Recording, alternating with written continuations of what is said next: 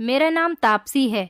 मेरी शादी जहाँ पर हुई थी, ये लोग बहुत ही दरिंदे किस्म के लोग थे। मेरे ससुराल में मुझ पर बहुत सारे अत्याचार किए जाते थे। गांव की प्रथा के नाम पर ये लोग मेरी भावनाओं के साथ खिलवाड़ कर रहे थे। मैं यहाँ से बचकर निकलना चाहती थी, मगर यहाँ से बचने का मेरे पास कोई और रास्ता ही नहीं था, क्योंकि मेरे पापा भी मुझको अपनाने के लिए तैयार नहीं थे। मैं पढ़ी लिखी होने के बावजूद भी गांव के लोगों की मनगढ़ंत बातों में आ गई थी। मैं चाहती तो अपने लिए स्टैंड भी ले सकती थी, मगर ना जाने उस समय मेरा दिमाग और मेरी सोच कहाँ पर चली गई थी। ना तो मेरा दिल काम कर रहा था और ना ही मेरा दिमाग। मैं कुछ भी अच्छा सोच विचार नहीं कर सकती थी। मैंने अपनी जिंदगी का पूरा 1 साल अपनी ससुराल के लोगों की बातों में आकर गुजार दिया था। मुझे अपनी जिंदगी से नफरत होने लगी थी। मैं चाहकर भी खुश नहीं रह पा रही थी, और खुश होती भी कैसे, क्योंकि मेरा साथ देने के लिए मेरी ससुराल में कोई नहीं था। हर औरत के लिए उसका पति ही अपना होता है, मगर मेरा तो पति भी मेरे लिए पराया था। मुझे इस गांव में आए हुए 1 साल हो गया था। मैंने ये समय यहाँ पर कैसे गुजारा था, ये मैं ही जानती थी। आज मेरी जिंदगी का सबसे अहम दिन था, जब मेरी एक फ्रेंड मुझसे मिलने के लिए मेरे घर पर आई थी। मैं चाहती थी कि मेरी फ्रेंड यहाँ से चली जाए, पर उसके हाथ में बड़ा सा बैग देखकर मैं हैरान हुई थी कि ये तो यहीं रहने के लिए आई है। वो मेरी ससुराल के लोगों के बारे में नहीं जानती थी। मेरे ससुराल के लोग बहुत ज़्यादा खतरनाक थे। मैं अपनी दोस्त को अपने ससुराल वालों से नहीं बचाना चाहती थी, बल्कि अपने ससुराल वालों को अपनी दोस्त से बचाना चाहती थी, क्योंकि मेरी दोस्त एक न्यूज़ रिपोर्टर थी और जगह जगह से न्यूज़ कलेक्ट करती थी। अपने आप को फेमस करने के लिए उसने ना जाने कितने बड़े बड़े केसेस हैंडल किए थे। वो शहर में मेरे साथ ही पली बड़ी थी और हम दोनों एक ही स्कूल में पढ़ा करते थे। हम दोनों ने अपनी एजुकेशन भी एक साथ कंप्लीट की थी। अपनी पढ़ाई पूरी हो जाने के बाद मेरी तो शादी हो गई, मगर मेरी दोस्त ने न्यूज़ चैनल ज्वाइन कर लिया था। और तो और वो इतनी ज़्यादा फेमस हो गई थी कि उसका करियर भी बन गया था, और उसने न्यूज़ चैनल में अपना एक अलग नाम भी बना लिया था। उसके आने से 1 हफ्ता पहले ही मैंने बेटे को जन्म दिया था। वो हमारे गांव के सरपंच का इंटरव्यू लेने के लिए आई थी। उसे जब पता चला कि मेरी भी इसी गांव में शादी हुई है, तो वो मुझसे मिलने के लिए आ गई थी। और फिर मेरे घर आने के बाद उसे पता चला कि मैंने बेटे को भी जन्म दिया है, तो वो और ज़्यादा एक्साइटेड हो गई। वो मेरी शादी में किसी वजह से नहीं आ पाई थी। उसने मुझसे कहा कि मैं तुम्हारे पति से मिलना चाहती हूँ, ज़रा अपने पति से तो मिलवा दो। मैंने कहा कि हाँ, तुम मेरी शादी में नहीं आई थी, रुको मैं अपने पति को बुलाती हूँ। मैं जल्द से जल्द चाहती थी कि मेरी दोस्त मेरे घर से चली जाए, क्योंकि मैं जानती थी कि मेरी दोस्त को अगर मेरे बारे में पता चल गया कि मेरे ससुराल वाले कितने दरिंदे लोग हैं, तो वो मेरे ससुराल वालों का बहुत बुरा हाल कर देगी। मैंने नौकरानी से अपने पति को बुलाने के लिए कहा था, मगर 2 मर्द मेरे कमरे के अंदर आए थे। मेरी दोस्त उन दोनों को देखकर हैरान रह गई थी। उसने मुझसे कहा कि ये सब क्या हो रहा है। मैं जितना अपने ससुराल वालों की सच्चाई अपनी दोस्त से छुपाना चाह रही थी, उतनी ही सारी बातें उसके सामने खुलकर आ गईं। फिर मेरी दोस्त ने वो किया, इसके बारे में मैं कभी सोच भी नहीं सकती थी। मैं एक मिडिल क्लास फैमिली से बिलोंग करती थी और शहर में अपनी फैमिली के साथ हंसी खुशी जिंदगी गुजार रही थी। तभी अचानक मेरी जिंदगी में एक ऐसा हवा का झोंका आया जिसने मेरी जिंदगी को उजाड़ कर रख दिया था। मैं बहुत ज़्यादा खूबसूरत थी और मेरे पापा ने मेरा एडमिशन शहर के सबसे बेस्ट कॉलेज में करवाया था। वहाँ से मैं अपनी पढ़ाई पूरी कर रही थी। मेरा अभी शादी करने का कोई इरादा नहीं था, क्योंकि इतना पढ़ लिख जाने के बाद इंसान को जॉब तो करनी ही चाहिए। मेरा मानना था कि लड़कियों को अपने पैरों पर खड़ा होना चाहिए, जॉब करनी चाहिए, अपने लिए पैसा कमाना चाहिए, ताकि आगे चलकर वो किसी की मोहताज न रहें। मगर हर लड़की की तरह मुझसे भी एक बहुत बड़ी गलती हो गई थी। इतनी बड़ी गलती हो गई थी कि मैं आज तक अपनी इस गलती पर पछतावा करती हूँ। मेरे मम्मी पापा भले ही शहर में रहते थे, मगर उनकी सोच बिल्कुल गांव के लोगों की जैसी ही थी। मुझसे एक भूल हो गई थी कि मैं मोहब्बत कर बैठी थी। जी हाँ, मैं एक लड़के से प्यार करती थी, लेकिन मेरे मम्मी पापा गांव के रस्म रिवाज के मुताबिक ही चलते थे, क्योंकि हम जिस गांव से बिलोंग करते थे वहां पर मोहब्बत करना अपराध था। हमारे गांव में मोहब्बत करने का कोई रिवाज नहीं था, लेकिन अब तो हम शहर में रह रहे थे, तो कैसी रस्म और कैसा रिवाज। लेकिन नहीं, मेरे मम्मी पापा शहर में आने के बाद भी अपनी दकियानूसी सोच खत्म नहीं कर पाए थे। वो शहर में रहकर भी अपने गांव की रस्म रिवाज और प्रथाओं को नहीं भूले थे और यहाँ शहर में रहने के बावजूद भी उन्हीं पर चल रहे थे। जब मेरे घर वालों को पता चल गया कि मैं किसी लड़के से मोहब्बत करती हूँ और मेरा अफेयर काफी समय से चल रहा है, तो मेरे घर वालों को ये बात हजम नहीं हुई। मैं जिस लड़के से प्यार करती थी वो बहुत अच्छा लड़का था, देखने में भी खूबसूरत था और नौकरी भी अच्छी किया करता था, लेकिन मेरे घर वालों ने तो मोहब्बत के नाम से ही मेरी शादी उसके साथ ना करने का फैसला कर लिया था। मैं अपने माता पिता की सोच को अच्छी तरह से जानती थी, इसलिए मैंने अपने अफेयर को पिछले 2 साल से छुपाकर रखा हुआ था। यहाँ तक कि अपनी दोस्त जैसी बहनों को भी अपने बारे में कुछ नहीं बताया था कि कहीं गलती से भी अगर उन्होंने मेरे मम्मी पापा को सब कुछ बता दिया तो मैं बहुत बड़ी मुसीबत में फंस जाऊंगी। मगर एक दिन मेरे पापा ने मुझे उस लड़की के साथ रेस्टोरेंट में पकड़ लिया और वहीं पर मेरे सबके सामने 2 थप्पड़ भी मारे। वो लड़का मेरी साइड से बोल रहा था तो पापा ने उस पर भी जोरदार डांट लगाई, जिस पर वो खामोश हो गया था और पापा मेरा हाथ पकड़कर मुझे घसीटते हुए घर तक ले आए थे। घर लाने के बाद भी उन्होंने मुझे बहुत मारा था। मेरी मम्मी भी कुछ कम नहीं थी, उन्होंने भी अपने हाथ मुझ पर साफ कर लिए थे और मुझे ढेर सारी बातें भी सुनाई गई थी। इतनी सारी बातें कि अगर मेरी जगह कोई और लड़की होती तो चुल्लू भर पानी में डूबकर मर जाती। मेरे पेरेंट्स ने तो मोहब्बत को इतना बड़ा इशू बना लिया था कि उनका बस नहीं चलता, वो लोग मुझे जान से मारने के लिए तैयार हो जाते। वो लड़का पढ़ा लिखा था, अच्छा कमाता भी था, मुझसे शादी करने के लिए वो बिल्कुल तैयार था, यहाँ तक कि वो मेरे घर रिश्ता भेजना चाहता था। मगर इतने समय से मैंने उसे रोक रखा था, लेकिन मैं नहीं जानती थी कि मेरी मोहब्बत इतनी जल्दी पकड़ में आ जाएगी। मैंने अपने पेरेंट्स से कहा कि वो मुझसे शादी करने के लिए तैयार है, मैं उसके साथ कहीं भागकर नहीं जाऊंगी। इज्जत से आप लोग हम दोनों की शादी करवा दोगे तो इसमें क्या हो जाएगा। लेकिन मेरे पापा ने कहा कि जो हमारे खानदान में आज तक नहीं हुआ वो मेरी बेटी कभी भी नहीं करेगी। मैं कभी भी तुम्हारी शादी उस लड़के के साथ नहीं करूंगा, भले ही उसके अंदर बहुत सारी क्वालिटीज ही क्यों ना हो, मगर मैं तुम्हारी शादी उसके साथ बिल्कुल भी नहीं करूंगा, क्योंकि उसके साथ तुम अफेयर चला चुकी हो। तुम्हारी वजह से हमारे खानदान में बेइज्जती हो जाएगी। पहले ही मैं अपना गांव छोड़कर यहाँ आया हूँ तुम लोगों की पढ़ाई के लिए, और तुमने मुझे ये सिला दिया। मुझे तुमसे कितनी उम्मीदें थीं। तुमने मुझसे कहा था कि तुम नौकरी करना चाहती हो। मैं इस बात पर भी तैयार हो गया था, क्योंकि मैं अपनी बेटियों पर आंख बंद करके भरोसा करता हूँ। मगर मुझे नहीं पता था कि मेरे भरोसे का तुम ये सिला दोगी।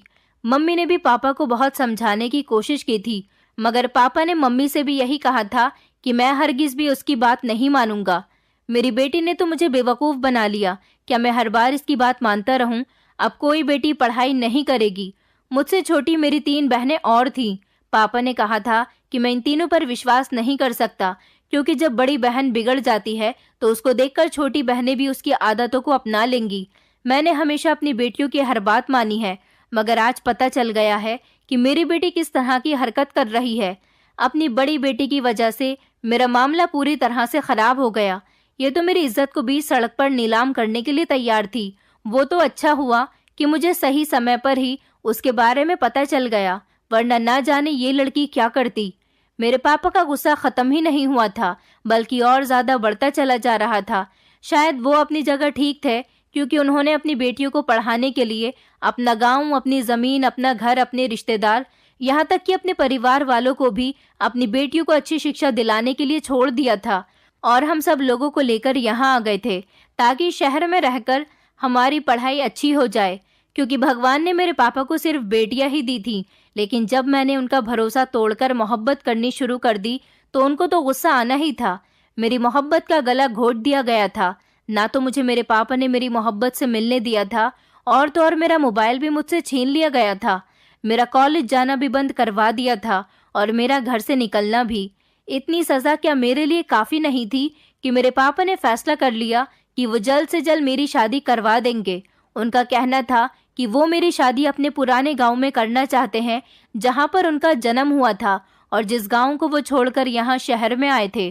पापा की बात सुनकर मेरी मम्मी उनके पैरों में बैठ गई। मेरे पापा को तो मुझ पर तरस नहीं आया था, लेकिन मेरी मम्मी मेरे लिए बहुत परेशान थी। मम्मी कहने लगी, भले ही तुम इसकी पढ़ाई छुड़वा दो, इसे घर से ना निकलने दो, मगर इस पर ये अत्याचार तो मत करो कि इसकी शादी तुम अपने गांव में करवाओ। तुम्हें तो पता है कि तुम्हारे गांव में लड़कियों के साथ क्या किया जाता है। अगर हमारी बेटी वहां पर चली गई तो जीते जी मर जाएगी, और अपनी बेटी की शादी उस गांव में करने का मतलब यह है कि हमने अपनी बेटी की शादी नहीं की, बल्कि उसे धकेल कर उसे नर्क में भेज दिया। ऐसी बातें मत करो, मैं अपनी बेटी की शादी वहां पर नहीं होने दूंगी। मैं जानती हूँ कि मेरी बेटी ने बहुत बड़ी गलती की है। तुम चाहो तो उसकी शादी अपनी मर्जी के मुताबिक यहाँ शहर के किसी भी लड़के से कर सकते हो, मगर मैं तुम्हारे आगे हाथ जोड़ती हूँ कि इसकी शादी उस गांव में मत करवाओ। मेरी मम्मी ने अपने पति से कहा, आपने तो हमेशा अपनी बेटियों के लिए अच्छा ही किया है, हमेशा उनके लिए कुर्बानी दी है, तो फिर तुम अपनी बेटियों के साथ ऐसा कैसे कर सकते हो। मेरे पापा ने मेरी मम्मी से कहा, तो फिर मुझे मेरी कुर्बानी का ये सिला दिया है तुम्हारी बेटी ने। मैं फैसला कर चुका हूँ कि मैं इसकी शादी अपने ही गांव में करूंगा।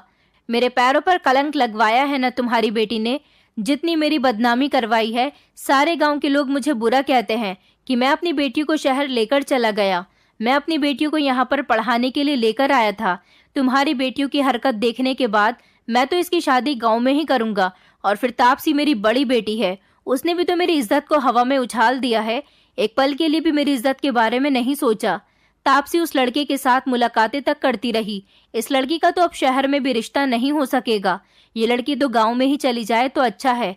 मैं चुपचाप पत्थर बने हुए खड़ी थी और सारी बात सुन रही थी।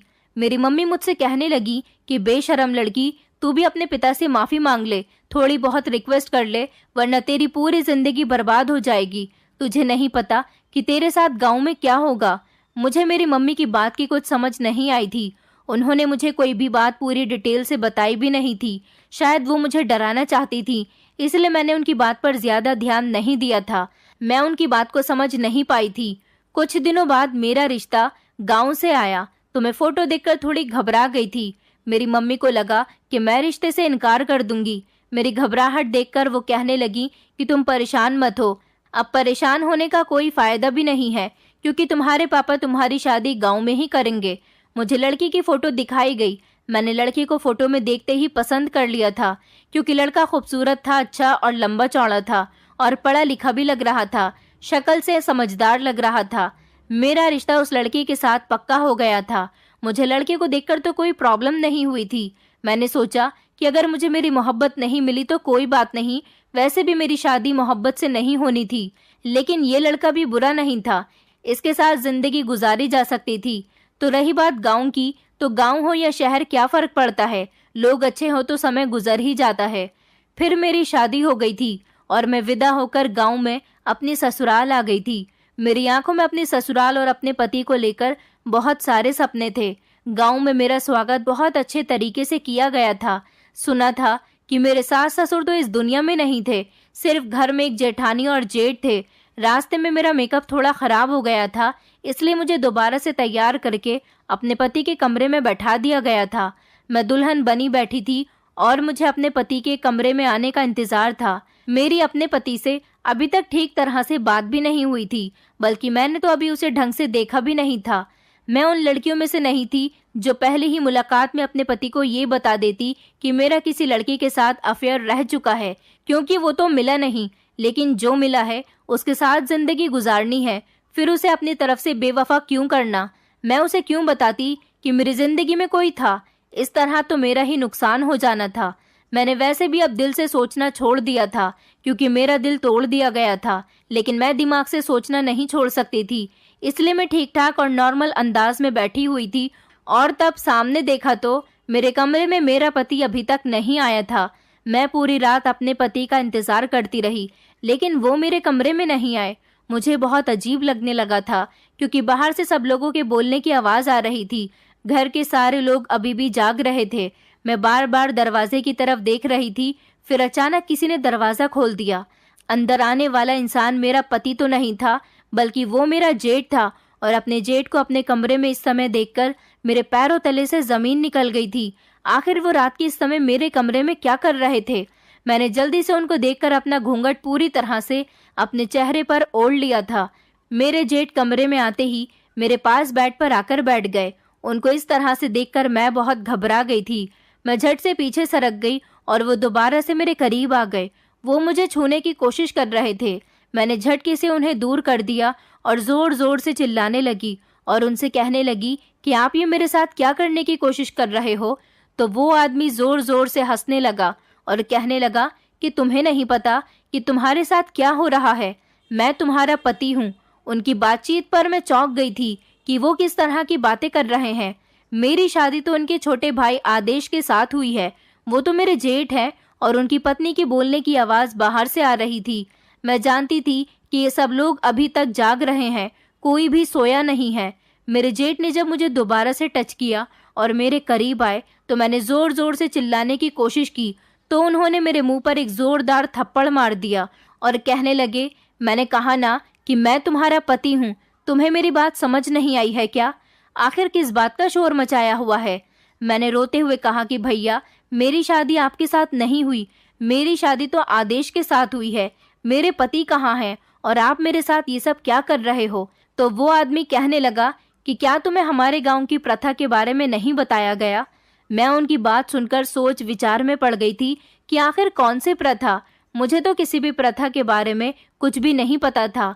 तो वो कहने लगे कि जब लड़की शादी करके पहली बार हमारे गांव में आती है तो शादी की पहली रात से लेकर 1 महीने तक उसका जेठ ही उसके साथ सुहागरात मनाता है, और अगर घर की बड़ी बहू को उसके ऊपर उसकी कोई जेठानी ना हो तो उसके साथ उसका ससुर सुहागरात मनाता है। ऐसा इसीलिए होता है क्योंकि हमारे गांव में बड़े लोगों को बहुत मान सम्मान दिया जाता है, इसलिए घर की बहू पर भी बड़ों का ही हक होता है। हमारे पिताजी तो नहीं है, मगर मैं जिंदा हूँ। मैं तुम्हारे साथ 1 महीने तक इस रस्म को करूँगा और हमारे गांव की इस प्रथा को आगे बढ़ाऊंगा। मैं अपने जेठ की बात सुनकर बहुत ज़्यादा डर गई थी। आखिर ये कैसी प्रथा थी और मेरा पति वो कैसा इंसान था जो अपनी पत्नी को 1 महीने के लिए अपने भाई के हवाले छोड़ने वाला था? मैंने अपने जेठ से कहा कि मैं किसी ऐसी प्रथा को नहीं मानती। मेरी शादी जिसके साथ हुई है मैं उसी के साथ रहना चाहती हूँ। तो मेरा जेठ कहने लगा कि जितना तुमसे कहा जा रहा है बस उतना ही करो, ज्यादा आगे बढ़ने की जरूरत नहीं है। अब तुम्हारी शादी इस गांव में हो चुकी है और तुम्हारा पिता तो इस गांव की सारी प्रथाओं और रस्म रिवाज को अच्छी तरह से जानता है। उसने तुम्हें कुछ नहीं बताया क्या? हमारे गांव की हर औरत के साथ ऐसा ही होता आया है, यहाँ तक कि तुम्हारी अपनी माँ के साथ भी ऐसा ही हुआ था। हमारे गांव में प्रथाओं को बहुत मान दिया जाता है। प्रथाओं को तोड़ने वाले इंसान को कड़ी से कड़ी सजा दी जाती है, इसलिए तुम सजा की हकदार ना बनो और खामोशी से हमारे गांव की प्रथाओं को निभाती चली जाओ। सिर्फ 1 महीने की तो बात है, 1 महीने तक तुम्हें बहुत सारी रस्में करनी है। ऐसा करने से गांव की बहू की इज्जत घर में बहुत ज्यादा बढ़ जाती है। अब तुम अपनी जेठानी को ही देख लो। मेरी पत्नी ने मेरे पिताजी के साथ पूरे 1 महीने सुहागरात मनाई थी और उनका कहना बिल्कुल एक पति की तरह माना था। पूरा 1 महीना होने के बाद मैं अपनी पत्नी के पास गया था। अगर कोई मर्द पहले ही अपनी पत्नी के पास जाने की कोशिश करता है तो उसे गैरतमंद मर्द नहीं समझा जाता। उसे हमारे गांव में जोरू का गुलाम कहते हैं और फिर उसे जायदाद से बेदखल कर दिया जाता है जो अपनी पत्नी के खिलाफ आवाज़ उठाने की कोशिश करता है। हमारे खानदान में आज तक आवाज़ उठाने की कोशिश किसी ने भी नहीं की। जैसा भी हो रहा है होने दिया है। ये सब हमारे गांव की प्रथाओं का ही नतीजा है जो हमारे गांव की औरतें अपनी शादीशुदा जिंदगी को अच्छे तरीके से गुजार रही हैं। औरत को हमेशा अपनी मुट्ठी में करके रखना चाहिए। अगर तुम भी हमारी मुट्ठी में रहोगी तो सही रहोगी, वरना इस गांव से जाने का तुम्हारे पास कोई दूसरा रास्ता नहीं है। तुम्हारा पिता पहले ही अपनी बेटियों की वजह से इस गांव में अपनी काफ़ी बेइज्जती करवा चुका है, और अब अगर उसकी बेटी होते हुए तुमने भी अपने पिता की और ज़्यादा नाक कटवाने की कोशिश की तो तुम्हारे पूरे खानदान को इस गांव से धक्के मारकर निकाल दिया जाएगा। मैं अपने जेठ से बार बार मना कर रही थी कि मैं ऐसी किसी प्रथा को, ऐसी किसी रस्म को नहीं करूंगी। इन सब कामों के लिए मेरी मर्यादा मुझे इजाज़त नहीं देती, मगर उन्होंने मेरे साथ ज़बरदस्ती की और फिर वो हुआ जो नहीं होना चाहिए था। वो सारी रात मेरी इज्जत के साथ खिलवाड़ करता रहा। मैं चीखती रही, चिल्लाती रही। ना तो मेरी मदद करने के लिए मेरा पति आया था और ना ही मेरी जेठानी।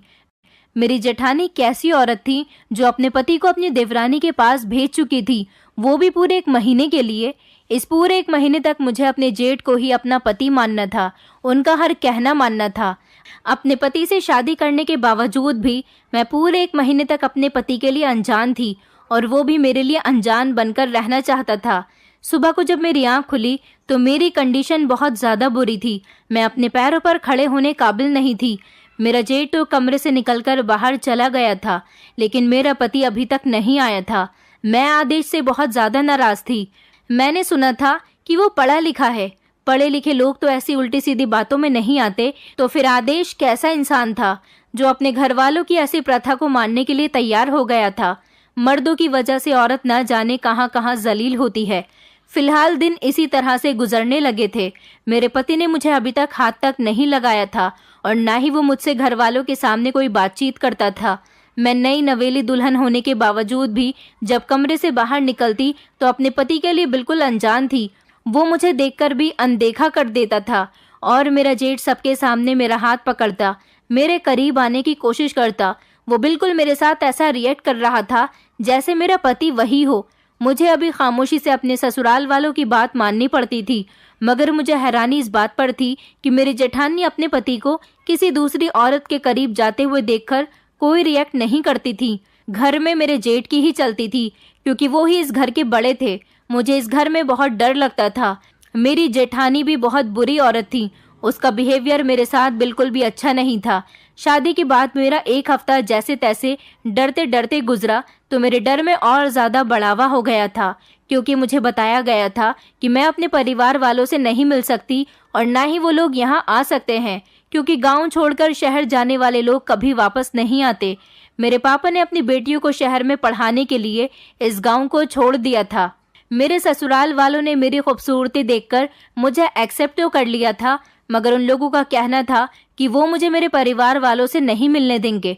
मेरे सारे संबंध उनके साथ उसी दिन खत्म हो गए जिस दिन मैं यहाँ विदा होकर आई थी, और ये बात मेरी फैमिली को अच्छी तरह से समझा दी गई है और वो लोग इस बात पर एग्री भी हो गए हैं कि वो लोग कभी मेरा मुंह तक नहीं देखेंगे।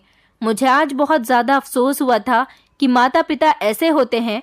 मैंने भले ही मोहब्बत की थी, मगर मैंने उस लड़के के साथ कभी कुछ गलत नहीं किया था, कभी कुछ ऐसा नहीं किया था जिससे मेरे पापा की इज्जत पर आंच आ सके। मैं तो उसके साथ इज्जत से शादी करके अपना घर बसाना चाहती थी। मुझे सजा तो इस तरह से दी जा रही थी जैसे मैंने बहुत बड़ा पाप कर दिया हो। मुझे अपनी मम्मी पापा से नफरत होने लगी थी, सबसे ज्यादा अपने पापा से, जिन्होंने सब कुछ जानते हुए भी मेरी शादी इस गाँव में करवा दी, सिर्फ और सिर्फ अपने ईगो में आकर।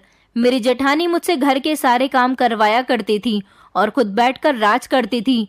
शादी के 9 दिन पूरे हो गए तो मेरी जेठानी 9 दिन की रस्म करवाने के लिए गांव की कुछ औरतों को उन्होंने हमारे घर पर इनवाइट किया था, जिसमें गांव की बूढ़ी औरतें आई थी।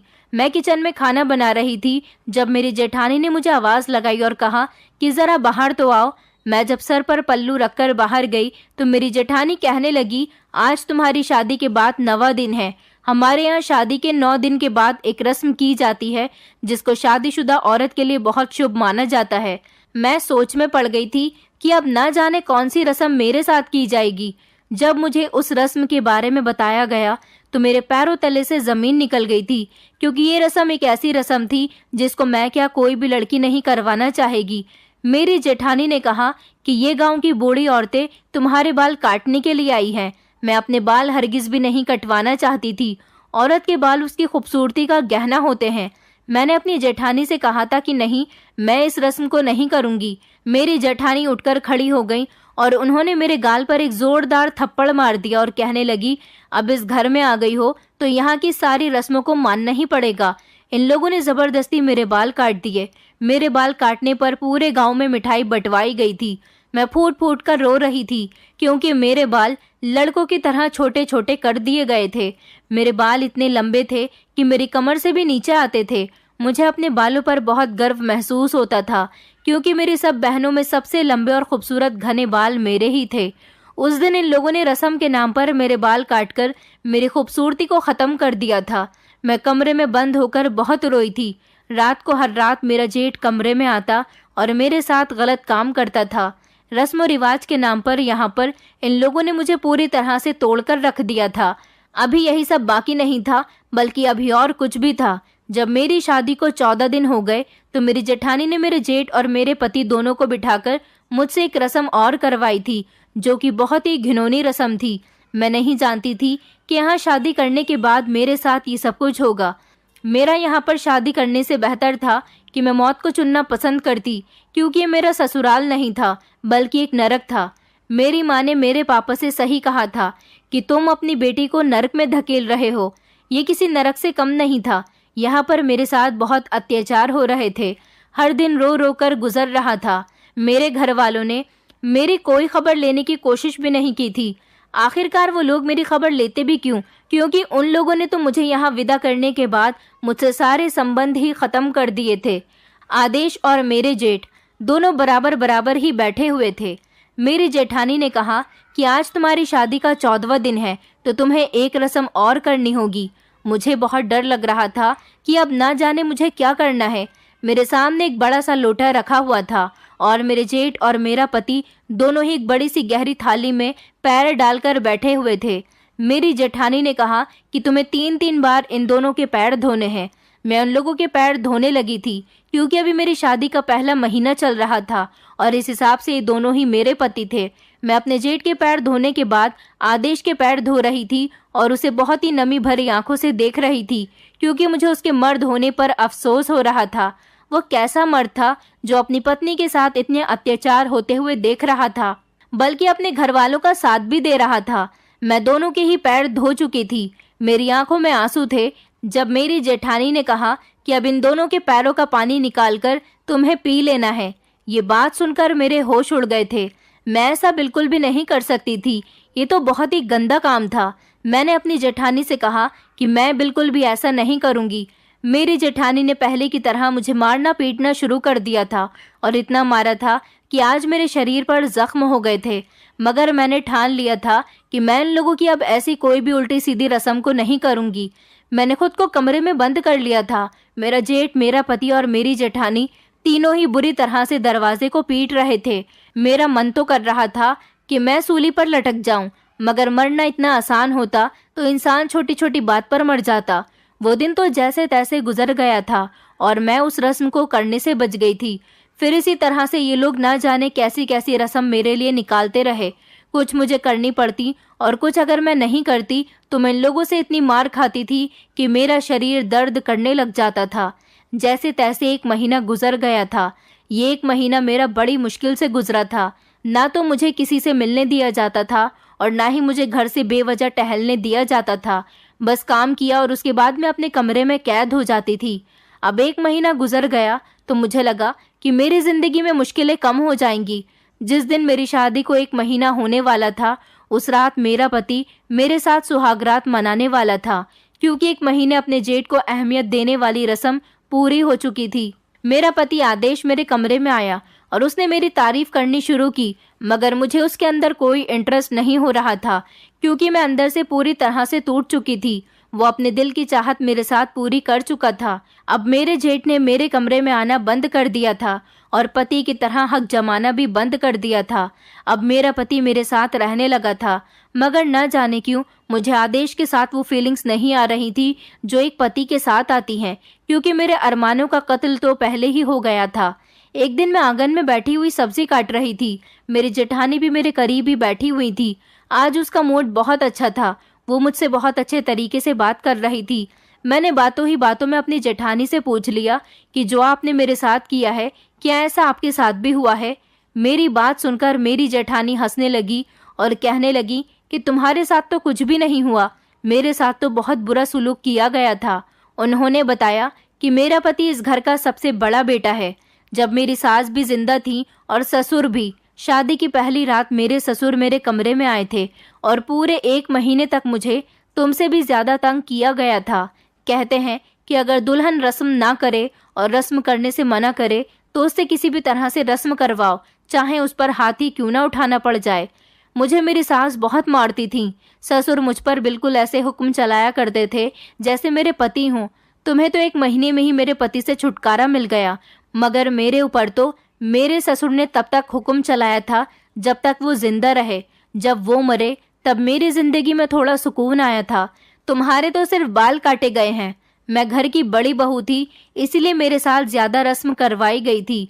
बड़ी बहू के साथ ज्यादा रस्म करवाना इस घर में शुभ माना जाता है, इसलिए मुझ पर बहुत अत्याचार हुए थे, मगर भगवान की कृपा से अब मेरी जिंदगी में सुकून है। मैंने अपनी जेठानी से कहा, आप इसे सुकून कहती हो? आपके पति ने पूरे 1 महीने मेरे साथ रात गुजारी है, क्या आपको ये बात बुरी नहीं लगी? मेरी जेठानी कहने लगी कि मेरे साथ तो मेरे ससुर ने पूरे 5 साल तक रातें गुजारी थी। जब मुझे वो बात बुरी नहीं लगी तो ये बात बुरी लगने से क्या मतलब। जब औरत अंदर से टूट जाती है तो फिर क्या अच्छा और क्या बुरा। ये कहकर वो खामोश हो गई थी। अभी 1 हफ्ता और गुजरा था कि मुझे पता चला कि मैं प्रेग्नेंट हूँ, मगर मेरी ये समझ नहीं आ रही थी कि ये बच्चा मेरे जेठ का है या फिर मेरे पति का, क्योंकि पिछले 1 महीने से मेरे साथ मेरा जेठ रात गुजार रहा था और अभी 1 हफ्ते से मेरा पति। ये खबर जब घर वालों को पता चली तो सब लोग बहुत खुश हुए थे और पूरे गांव में मिठाई बंटवाई गई थी। लेकिन मैं इस खबर से बिल्कुल भी खुश नहीं थी, क्योंकि ये कोई घर नहीं था बल्कि एक नरक था। इस घर में रहने वाले लोग कोई इंसान नहीं थे बल्कि दरिंदे थे, और ऐसे घर में, ऐसे गांव में मैं अपने बच्चे को पैदा नहीं करना चाहती थी। मगर मैं क्या कर सकती थी।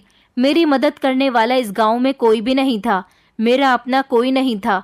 मेरे माता पिता भी मुझसे सारे संबंध खत्म कर चुके थे और मैंने फैसला कर लिया था कि मैं अपने माता पिता को कभी पलटकर देखूंगी भी नहीं, क्योंकि उन्होंने मुझे मोहब्बत करने की बहुत बड़ी सज़ा दी है।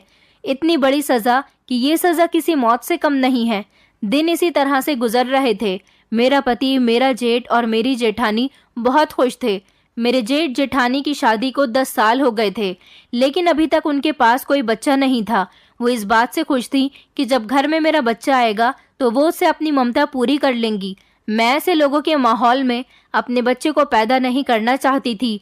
मैं खामोश थी और दिन इसी तरह से गुजर रहे थे और मेरे 9 महीने पूरे होने वाले थे जब कुछ दिनों बाद मुझे पता चला कि मेरी एक दोस्त जो कि मेरे साथ पढ़ा करती थी, वो एक न्यूज़ रिपोर्टर है। वो हमारे ही गांव के सरपंच का इंटरव्यू लेने के लिए आई है। मैं छत पर खड़ी हुई थी जब उसने मुझे देख लिया और वो हमारे घर में आ गई थी। मैं उसे देखकर दंग रह गई थी। मैं नहीं चाहती थी कि वो मेरे घर पर आए, क्योंकि मैं उसके सामने अपने ससुराल वालों की सच्चाई नहीं आने देना चाहती थी। उसके हाथ में कपड़ों का एक बड़ा सा बैग देखकर मैं घबरा गई थी।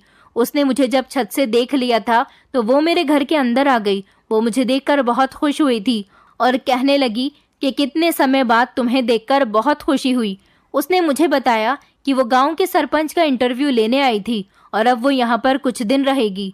मैं उसको अपने घर में रहने से मना भी नहीं कर सकती थी।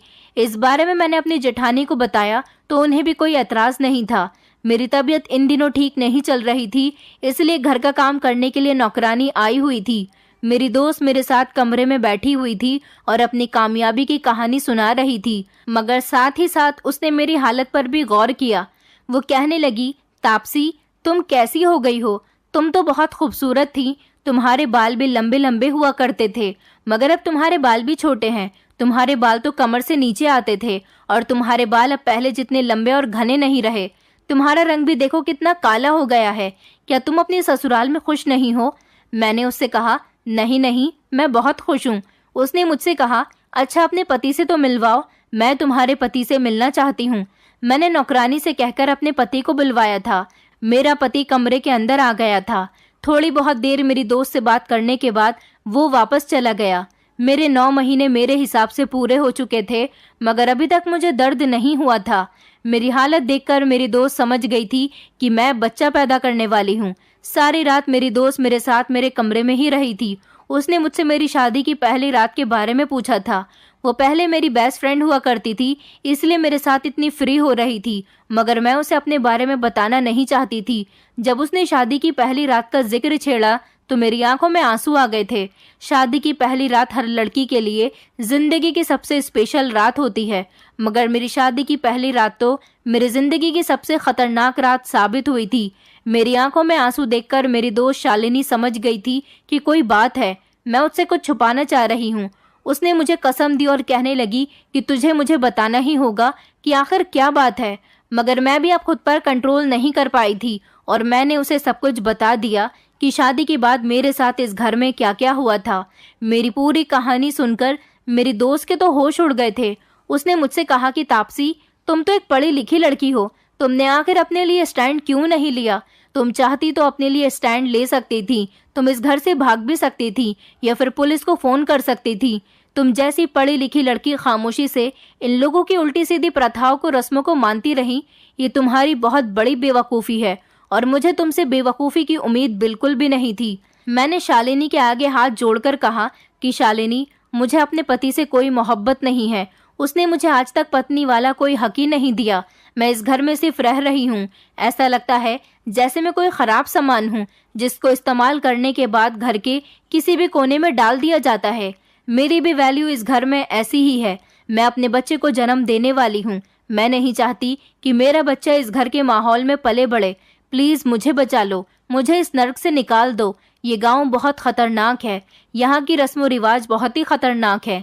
फिर शालिनी ने मुझे एक ऐसी बात बताई जिसने मेरे होश उड़ा दिए थे। शालिनी ने मुझे बताया, तापसी, इस गांव में ऐसा कुछ नहीं होता, सिर्फ इस खानदान में ही ऐसा होता है जिसमें तुम्हारी शादी की गई है। मैं इस गांव की काफी सारी शादियों में आ चुकी हूँ। मैंने तो यहाँ पर कभी कोई ऐसी रस्म ही नहीं देखी, बल्कि मैं यहाँ आने के बाद पूरे एक महीना रुककर भी गई हूँ। अगर ये रस्म होती तो पहले भी तो हो सकती थी। इन लोगों ने सिर्फ अपने खानदान की प्रथा को आगे बढ़ाने के लिए ऐसा किया, और ये लोग जरूर तुम्हारे पिता की जान पहचान के लोग होंगे, तभी तो उन्होंने तुम्हारी शादी यहाँ पर कर दी। वो इस गांव के किसी और इंसान के यहाँ भी तो तुम्हारी शादी कर सकते थे। तुम्हारे पिता ने अपने ईगो में आकर तुमसे बदला लिया है और बदनाम सारे गांव को कर दिया। इस गांव के सरपंच एक बहुत अच्छे इंसान हैं। मैं उनको अच्छी तरह से जानती हूँ। इस गांव में ऐसी कोई प्रथा नहीं है, बल्कि गांव के सरपंच ने गांव में पुराने जमाने के लोगों की सोच को पूरी तरह से बदल कर रख दिया है। पागल लड़की, मैं हर साल में एक चक्कर यहाँ पर जरूर लगाती हूँ। मैंने यहाँ पर ऐसी कोई भी प्रथा के बारे में या किसी रस्म के बारे में नहीं सुना और ना ही देखा है। ये लोग तुम्हें प्रथा के नाम पर बेवकूफ बना गए। दरअसल उनकी पीढ़ी के जो लोग हैं और जो उनके रिश्तेदार हैं वही ऐसी प्रथा करते हैं, पूरा गांव नहीं। ये बात सुनने के बाद तो मुझे अपने ससुराल वालों से और ज्यादा नफरत होने लगी थी। मैंने शालिनी से कहा कि मुझे किसी भी तरह से यहाँ से निकालो। मैं अपने बच्चे को इस घर में जन्म नहीं देना चाहती। शालिनी ने मेरी बहुत मदद की थी और मुझे इस घर से निकलवा दिया था। शालिनी ने अगले ही दिन जाकर गांव के सरपंच से बात की। पुलिस और कुछ मीडिया रिपोर्टर्स को लेकर वो हमारे घर पर आ गई थी। पुलिस ने मेरे ससुराल वालों को अरेस्ट कर लिया था। मेरी जेठानी, जिन्होंने मुझ पर बहुत अत्याचार किए थे, मारपीट की थी, मेरे बाल कटवाए थे, मेरा जेठ, जिसने मेरी इज्जत के साथ खिलवाड़ किया था, मेरा पति, जो ये सब कुछ खामोशी से देखता रहा। यहाँ तक कि मुझे तो ये भी नहीं पता था कि ये बच्चा मेरे पति का है या फिर मेरे जेठ का। गांव के सरपंच ने मेरे ससुराल वालों और उनके जितने भी रिश्तेदार इस गांव में रह रहे थे उन सब से सख्त मना किया था कि ऐसी कोई भी प्रथा गांव की दुल्हन के साथ नहीं की जाएगी। मेरे ससुराल वालों को तो अरेस्ट कर लिया गया था। शालिनी मुझे लेकर शहर आ गई थी। मेरे ससुराल वालों ने अपने आप को बचाने की बहुत कोशिश की थी, मगर शालिनी ने उन लोगों को और उनके परिवार पर ऐसी रिपोर्ट बनाई थी कि हर चैनल पर उन लोगों की बदनामी हो रही थी। पूरी दुनिया के सामने इन लोगों के रस्म रिवाज और प्रथा की बात सामने आ गई थी, जिस पर इन लोगों को कड़ी से कड़ी सजा दी गई थी। शालिनी मुझे शहर लेकर आई तो 2 दिन बाद मैंने एक प्यारे से बेटे को जन्म दिया था। मैं भी जबकि काफी पढ़ी लिखी थी। शालिनी ने कई महीनों तक तो मुझे अपने घर में जगह दी, मेरा ख्याल रखा, मगर मैं उसके साथ कब तक ऐसे रह सकती थी। उसने मेरी इतनी मदद की थी, यही मेरे लिए बहुत था कि उसकी वजह से मैं उस नर्क से निकल गई थी, बल्कि उन लोगों को सजा भी मिल गई थी। मेरा बेटा जब 1 साल का हुआ तो मैंने नौकरी करना शुरू कर दिया था और अब मैं एक किराए के फ्लैट में रह रही हूँ और जब जॉब पर जाती हूँ तो शालिनी की मम्मी के पास अपने बेटे को छोड़ जाती हूँ। वो मेरे बेटे का बहुत ख्याल रखती हैं। मैंने पलटकर अपने माता पिता के पास जाने की कोशिश नहीं की, क्योंकि अब मैं दोबारा उन लोगों के पास नहीं जाना चाहती थी। अभी मेरा बेटा छोटा है। मेरी जिंदगी थोड़ी मुश्किल ही सही, मगर जैसे तैसे गुजर रही है और सुकून वाली है। दोस्तों, उम्मीद करती हूँ आपको हमारी कहानी पसंद आई होगी। कहानी पसंद आई है तो वीडियो को लाइक करें, चैनल पर नए हैं तो चैनल को सब्सक्राइब करें और हाँ, नोटिफिकेशन बेल को जरूर दबाएं ताकि अगली अपडेट सबसे पहले आपको मिले।